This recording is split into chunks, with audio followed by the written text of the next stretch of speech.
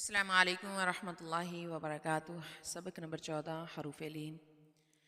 أعوذ بالله من الشيطان الرجيم. بسم الله الرحمن الرحيم.